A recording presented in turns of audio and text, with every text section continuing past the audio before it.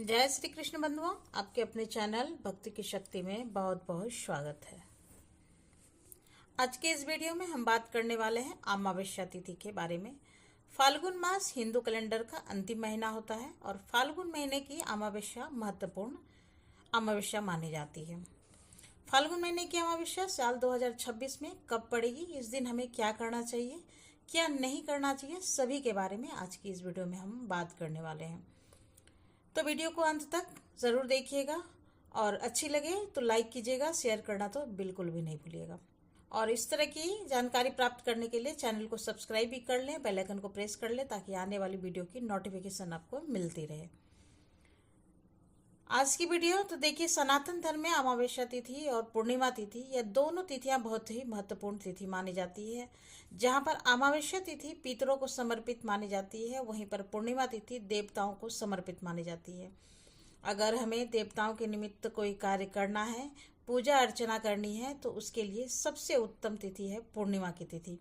और अगर पितरों के लिए हमें कोई कार्य करना है, दान पुण्य करना है या पितरों के निमित्त कुछ भी हम करना चाहते हैं, तो अमावस्या तिथि से अच्छी कोई तिथि हो ही नहीं सकती है। इसलिए कहा जाता है कि अगर हम अमावस्या तिथि को बहुत अच्छे तरीके से संभाल लेते हैं तो हमें सभी प्रकार के कष्टों से छुटकारा मिल जाता है। क्योंकि ऐसा कहा जाता है कि अगर किसी वजह से देवतागण या भगवान नाराज हो जाएं तो वह मान भी सकते हैं, लेकिन अगर किसी भी वजह से पितृ नाराज हो जाएं तो हमारे संपूर्ण जीवन ही नहीं बल्कि हमारी कई पीढ़ियों तक के कष्ट दे सकते हैं। तो इसलिए पितरों का विशेष ख्याल रखना भी हमारा कर्तव्य बनता है, क्योंकि हमारे पितृगण जो है, हमारे जो पूर्वज हैं, वो हमसे ही उम्मीद लगाते हैं। और ऐसा माना जाता है कि जो अमावस्या तिथि है वह पितरों की सुबह होती है। तो अमावस्या के दिन हमें क्या करना चाहिए? सबसे पहले ब्रह्म मुहूर्त में उठकर स्नान कर लें। अगर हो सके तो किसी नदी में, जलाशय में स्नान करना चाहिए और वहीं पर हमें पितरों का तर्पण भी करना चाहिए। अगर ऐसा संभव नहीं है तो घर पर ही ब्रह्म मुहूर्त में गंगा जल मिलाकर स्नान कर लें। उसके बाद सूर्य भगवान को अर्घ्य देकर पितरों को भी अर्घ्य देना चाहिए। हम पितरों को जो अर्घ्य देते हैं, हमें तांबे का पात्र का इस्तेमाल नहीं करना है और आप कांसे का या पीतल का कोई भी बर्तन या लोटा ले सकते हैं। उसमें आपको थोड़ा सा गंगा जल मिलाकर जल लेना है और उसमें से तुलसी दल, थोड़े से काले तिल डालकर, कुसा डालकर दक्षिण की तरफ मुँह करके तर्पण करना है। यह एक ऐसा उपाय है जो अगर हम प्रत्येक अमावस्या को करते हैं तो हमारे जीवन के लगभग आधे कष्ट तो ऐसे ही दूर हो जाते हैं, क्योंकि पितरों का आशीर्वाद बहुत बड़ा आशीर्वाद माना जाता है। अर्घ्य देने के बाद पितरों के निमित्त दान, ब्राह्मण भोजन या फिर आप जो भी अपनी श्रद्धा अनुसार करना चाहते हैं, अपनी सामर्थ्य के अनुसार दान पुण्य कर सकते हैं। अगर नहीं ज़्यादा सामर्थ्य है तो कुछ नहीं तो पितरों के नाम से पक्षियों को दाना भी डाल देंगे तो भी काफ़ी ज़्यादा उपयोगी सिद्ध होगा। और संध्या के समय में घर के मुख्य द्वार पर दीपक अवश्य लगाना चाहिए, दक्षिण दिशा की तरफ मुख करके दीपक का। और दीपक जो है, हमें सरसों का या तिल के तेल का दीपक हमें प्रज्वलित करना चाहिए और वह दक्षिण की तरफ होना चाहिए। इस प्रकार से दीपक लगाएं और उसमें थोड़े से काले तिल डाल दें। काले तिल अवश्य डालना चाहिए। काले तिल जब हम किसी भी चीज़ में डालते हैं और दान करते हैं या दीपक जलाते हैं तो हम जिसके निमित्त कर रहे हैं, पितरों के निमित्त कर रहे हैं, तो वह सीधा पितरों तक पहुंचता है। और जब आप दान करें तो दान में भी आप अन्न दान करें या कुछ भी दान करें तो तिल अवश्य मिलाएं।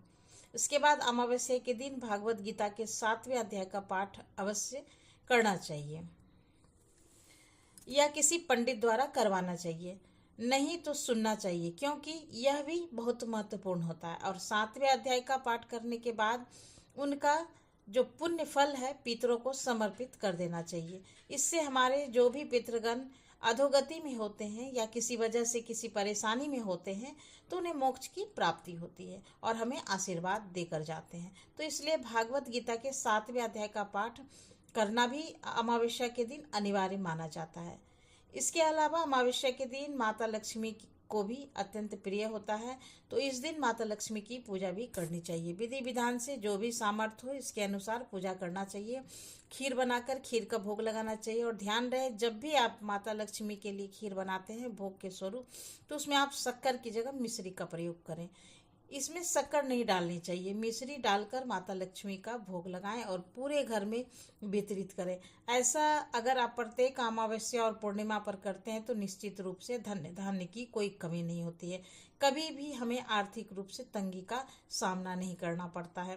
तो इस प्रकार से अमावस्या तिथि अत्यंत ही महत्वपूर्ण अमावस्या है। अब यह हिंदू कैलेंडर की अंतिम अमावस्या है, लेकिन अंग्रेजी कैलेंडर की यह प्रथम अमावस्या है। इस दिन सूर्य ग्रहण भी लगने जा रहा है, लेकिन सूर्य ग्रहण भारत में दिखाई नहीं देगा, इसलिए हमें किसी भी तरह के नियमों का पालन नहीं करना है।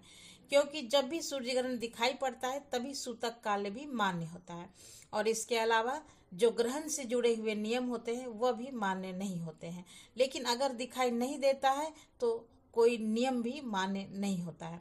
लेकिन फिर भी सूर्य पर ग्रहण आ रहा है तो दान पुण्य तो अवश्य करना चाहिए। ग्रहण के अगले दिन कम से कम कुछ भी नहीं तो एक मुट्ठी गेहूं का दान भी अवश्य करना चाहिए। इससे ज़्यादा आप जो भी सामर्थ्य के अनुसार कर सकते हैं तो करें, लेकिन कम से कम मैंने बताया कि एक मुट्ठी गेहूं दान पक्षियों को डाल दे, किसी को भी दे दे, जरूरतमंदों को दे दे, भिखारी को दे दे, या किसी जानवर को, गाय माता को भी डाल दे, लेकिन करना चाहिए। इसके अलावा अमावस्या जो होती है दान पुण्य के लिए होते हैं, पितरों के लिए होती है। तो आप जितने भी आपकी सामर्थ्य है, सामर्थ्य के अनुसार खूब दान पुण्य करें, होम हवन करें।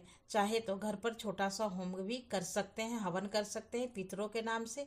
इससे आपको आशीर्वाद की प्राप्ति होती है। इसलिए अमावस्या तिथि को बहुत अच्छे से संभाल लेना चाहिए। साल 2026 में फाल्गुन मास की अमावस्या तिथि का प्रारंभ हो रहा है 16 फरवरी सोमवार की रात 5:30 पर, और अमावस्या तिथि का समापन होगा 17 फरवरी मंगलवार की शाम 5:35 पर। तो अमावस्या तिथि 17 फरवरी मंगलवार को मान्य होगा और यह भौमवती अमावस्या होगी। इसी दिन अमावस्या का स्नान दान और व्रत किया जाएगा, और ब्रह्म मुहूर्त का समय होगा 17 फरवरी मंगलवार को सुबह 5:24 से 6:12 तक, और इसी दिन राहु काल का समय रहेगा। तो 17 फरवरी मंगलवार को दोपहर 3 बजे से 4:30 तक तो ब्रह्म मुहूर्त में स्नान करना शुभ माना जाएगा, और राहु काल के समय को अशुभ माना जाता है। तो राहु काल के समय पर केवल राहु से संबंधित दान किया जा सकता है। इसके अलावा कोई भी पुण्य काम या नया काम नहीं किया जा सकता है। तो यह थी अमावस्या से जुड़ी संपूर्ण जानकारी। उम्मीद है आप सभी के लिए जो है उपयोगी साबित हुई है। तो मिलते हैं फिर एक नई वीडियो में नई जानकारी के साथ। तब तक के लिए नमस्कार। Thanks for watching.